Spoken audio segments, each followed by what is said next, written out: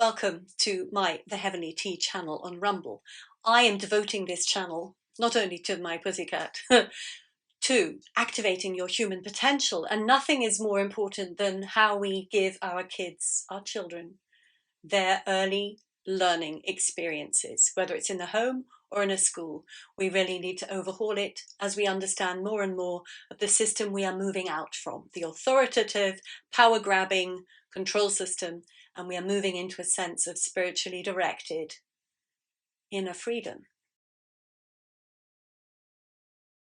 Creating our new earth world. It's a very, very different paradigm. And for that, yes, we need new political structures. We need new cultural structures. Look at the music industry, the film industry, look at the politicians, look at every single layer of our structure. We know we need something different, none more so important than how we look after our children. So many people turning away from educational systems and structures, schools, universities, to homeschool their children, but they're still taking the curricula that exist, still having to, they feel, feed their children with these so-called facts that we realize day by day are crumbling more and more as we understand the sheer extent and depth of manipulation. So what is the answer? Inspiration at the Speaking House. This is self-directed learning in a prepared environment. It is self-directed because your inner being, your spirit, your intuition helps you know, you the child, what you need to learn. And the adults understand this obviously too, and they're there to support, not to completely guide, a little guidance, a little bit, because they'll get enthusiastic, but to support the child's direction as they pull out from their spirit what they need to function in. And they do this in a consistent manner through a negotiatory contractual deal. Yes, even 3-year-olds can make contracts, I promise you. In a prepared environment, what on earth am I talking about?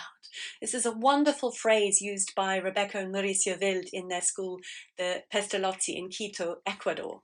Incredible school where every year they would talk to people in Europe all about what they were doing with their education, because they had the most glorious results in the children who went through that school. And Rebecca Wild wrote books about it, links below the video. It inspired my entire PhD thesis and all the research I've ever done since. So, a prepared environment, they talked about the physical preparedness. I'm going to talk about the 3 aspects of prepared. Emotional, spiritual, cognitive, mental, and physical. Now let's start with the easiest thing, the physical. Physical divided into 2, natural objects. A huge diversity and access, not only for chemistry level experiments do you need natural products and materials, but you also just need to understand your senses as a very small child through the textural differences, the stimulation of your sight, your smell, all of your senses get stimulated through unstructured natural materials. So we need every single possible kind of natural experience material available to our children in a carefully prepared way. Obviously, if something is poisonous, there has to be a careful way of delivering that. We use poison stuff all the time, by the way, sometimes from the nasty pharmaceuticals, sometimes deliberately, like nutmeg or pepper. That's another aside. Natural materials. Then we need the tertiary or refined and then tertiary materials. What is that? Processed. So processed natural materials into things like powders and products. All the kind of mechanisms of measurement and calculation you can imagine. And then the tertiary level is, of course, the books, the programs, the access to knowledge. All of this knowledge, well, stored knowledge in terms of paper and computer, and then of course the analysis has to go on from a free mind to work out whether it is a fact or not. But these are the levels of physical preparedness, the prepared environment. Then you have the cognitive mental. Now this means that the space you're in needs to be constructed in ways that further the development of cognition. You need peace, you need order, you need clarity, cleanliness. These would be the basic structural tenets of a speaking house school, a place of learning. Just like Montessori, Maria Montessori in Italy, wonderful doctor who created an entire revolution of education based on practical experience that could be autodidactically understood by every child undergoing the engagement with the materials. So rules are perfectly possible for children to follow when they understand the whys and the wherefores and they're involved in the rule making and finessing. So the way that the space is structured, and then we have the cognitive mental of the adults around them. And that means specific training for those adults where they themselves are very clear mentally. They understand, what am I thinking and feeling right now? How am I communicating and handling with this child? Am I allowing this person to also express themselves fully? Is this an exchange, or am I dominating? So you may call that an emotional intelligence, but I would actually call that more of a consciousness mental level, because the next area is the emotional side, emotional expression. And that is the ultimate sign of freedom, isn't it? The ability, if you are upset as a child, to be able to go to a space outside, stand on a small hill and yell, to let the sound energy out of your body and clear you.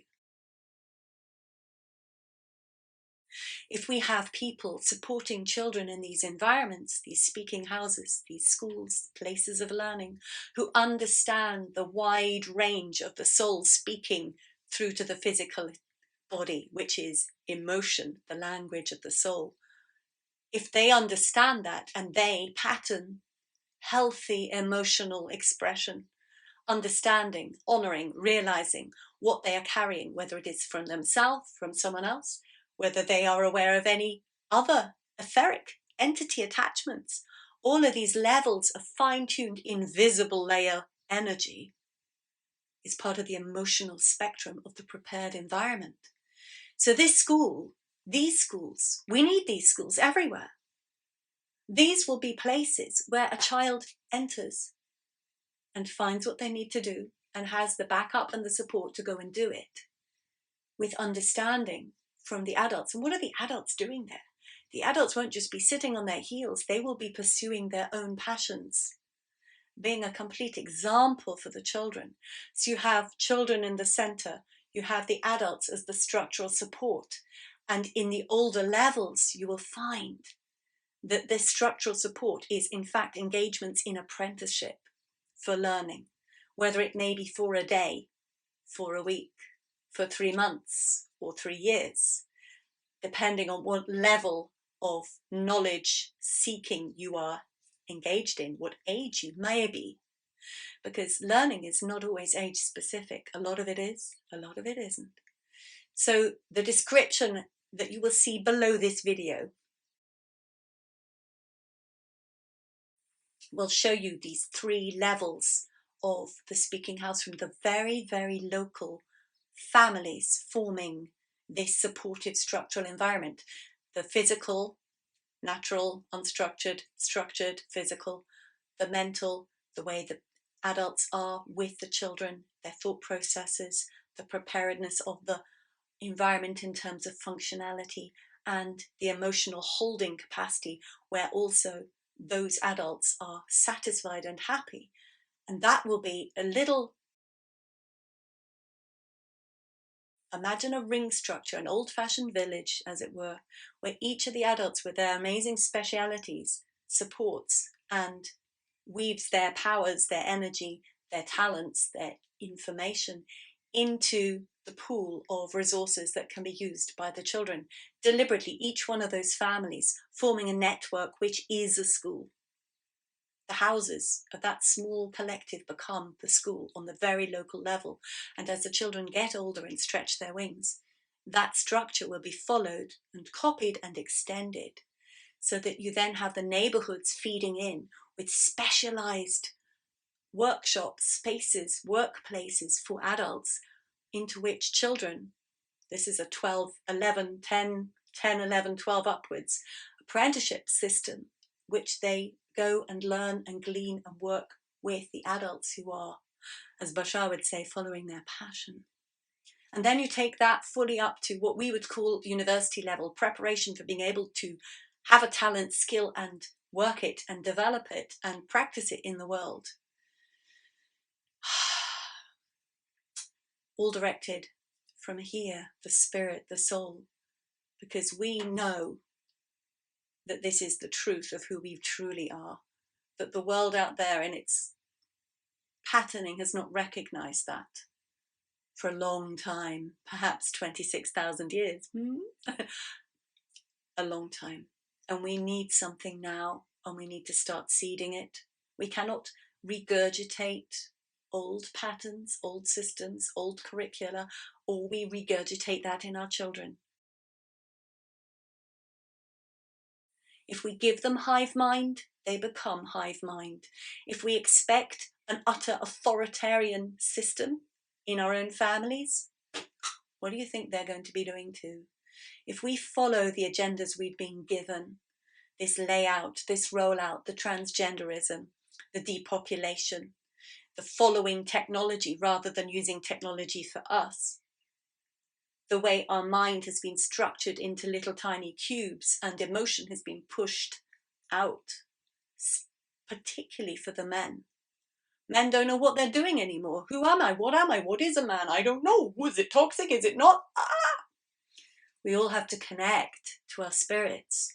Women have been having to become men in order to survive. Harsh and hard to try and sell and be and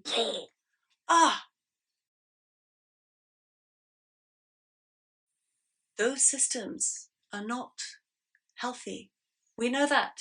We are in this very strange tipping point, turning point. Fritjof Capra, brilliant book. It is the moment of divergence. And unless we lay the road, thank you, Pussycat. She's called Bim, by the way. Unless we lay the pathway for our new learning, our new education, what are we doing? We need to start to concentrate on this. Not just going to our school boards and saying, no, this is rubbish. Turn away from them. They're a bunch of morons, half of them. Not every school. I've worked with a beautiful school for a long time. And there are beautiful schools. I just quoted one, the Pestalozzi in Ecuador. There are many, but we have to create a completely different system, come from the spirit, our divine creative source. I'm not talking about religion. That gets tricky, doesn't it? I'm talking about what we are. Energetic beings of our creator. And we have information flowing through and to us always. We have infinite ways to access the field, the morphogenetic field, the akashic field, the creator field, source code, what you want to call it, it doesn't matter. But the learning that is true, the one where we really understand, is resonance learning. And that is where something within you resonates with something out there, and there is an energetic exchange. And that is what is practiced at the speaking house, at these schools. You in spirit, and you resonate, and you collect and build on that experience in the prepared environment, self-directed with the support of adults who also want to do and be and live like that. So welcome. Join me, email me, message me, buy my books, get on board. We need to start a massive movement, not just a tiny one anymore. I've been really quite cautious. No, not anymore. We need this. We need this everywhere. I promise you. There are places, a friend of mine has schools in Africa, she's supporting empowerment places, beautiful. They're still teaching traditional curriculum though. We need something different. And there really is enough information. It's not just the Rebecca Wills and the Maria Montessori's, a little bit of Rudolf Steiner, he was pretty cool. A lot of really good cognitive scientists have contributed to this. My big fat PhD, the book I've written, one of the many, From Duty to Joy, Handbook of Children's 5D Learning. It talks about how this is possible. We know and understand it. Let us do it. Let us be it. Let us build it. I do hope you join me.